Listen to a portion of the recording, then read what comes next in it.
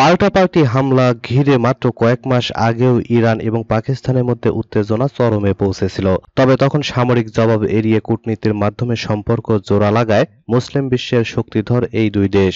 এবার সম্পর্ক উন্নয়নের অংশ হিসেবে বিভিন্ন বিষয়ে আলোচনার জন্য ৩ দিনের সফরে পাকিস্তানে যাচ্ছেন ইরানের প্রেসিডেন্ট ইব্রাহিম রাইসি। ইরানের প্রেসিডেন্টের সফর নিয়ে বৃহস্পতিবার ইসলামাবাদে এক সংবাদ সম্মেলন করেন পাকিস্তানের পররাষ্ট্রমন্ত্রী ইসহাক দার। তখন তিনি বলেন, ইব্রাহিম রাইসি আসছেন, আমরা তাকে স্বাগত জানাবো। তিনি আগামী ২২ থেকে ২৪শে এপ্রিল পাকিস্তান সফর করবেন। এ সফর নিয়ে আমরা পূর্ণ প্রস্তুতি গ্রহণ করছি।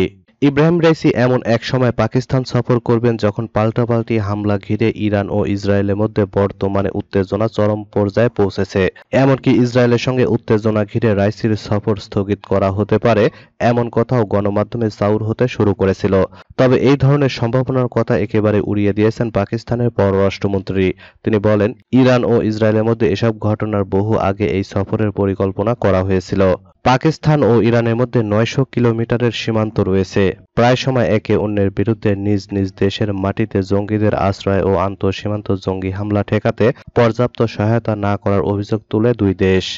এদিকে স্ত্রী বুশরা বিবিকে খাবারের সঙ্গে টয়লেট ক্লিনার মিশিয়ে খাওয়ানো হয়েছে বলে অভিযোগ তুলেছেন কারাবন্দী পাকিস্তানের সাবেক প্রধানমন্ত্রী ইমরান খান। তিনি জানিয়েছেন, টয়লেট ক্লিনার মেশানো ওই খাবার খেয়ে তার স্ত্রী অসুস্থ হয়ে পড়েছেন। তার পেটে সংক্রমণ হয়েছে এই খাবারের কারণে। এর আগে জেল থেকে পাকিস্তানের সেনাপ্রধান আসিম মুনিরকে হুঁশিয়ারি দিয়েছিলেন ইমরান। স্ত্রীকে গ্রেপ্তার করার খবর পেয়ে ইমরান জানিয়েছিলেন, স্ত্রীর কিছু হলে তিনি কাউকে ছেড়ে দেবেন না। একাধিক মামলায় অভিযুক্ত ইমরান বর্তমানে পাকিস্তানের আদিয়ালা জেলে বন্দী। এদিকে দুর্নীতি মামলায় এবং অবৈধ বিয়ে সংক্রান্ত একটি মামলায় অভিযুক্ত ইমরান পত্নী বুশরা বর্তমানে ইসলামাবাদ সংলগ্ন শহরতলি বানিগালা এলাকার বাড়িতে গৃহবন্দী রয়েছেন। ইমরান জানিয়েছেন, শওকত খানম হাসপাতালের কর্মকর্তা অসীম ইউসুফ ইসলামাবাদের হাসপাতালে বুশরার শারীরিক পরীক্ষা করানোর সুপারিশ করেছেন।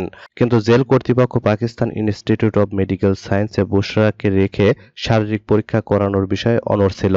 শুনানি চলাকালীন বিচারক ইমরানকে জেলবন্দি অবস্থায় সাংবাদিকদের সঙ্গে বেশি কথা না বলার পরামর্শ দেন। এর জবাবে ইমরান জানান, তিনি সাংবাদিকদের সঙ্গে বেশি কথা বলেন কারণ তা না করলে তার বক্তব্যের ভুল ব্যাখ্যা হয়। অন্তত ১০ মিনিট সংবাদ মাধ্যমের সঙ্গে কথা বলার অনুমতি চেয়েছেন ইমরান। এর আগে ইমরান বলেছিলেন, সেনাপ্রধান আসিম মুনির আমার স্ত্রীকে আটক করায় সরাসরি যুক্ত। যদি আমার স্ত্রীর কিছু হয়, আমি আসিম মুনিরকে ছেড়ে দেব না। যতদিন বেঁচে থাকবো আসিম মুনিরকে ছাড়ব না। উনি যা যা অসাংবিধানিক এবং অবৈধ পদক্ষেপ নিয়েছেন সব ফাঁস করে দেব।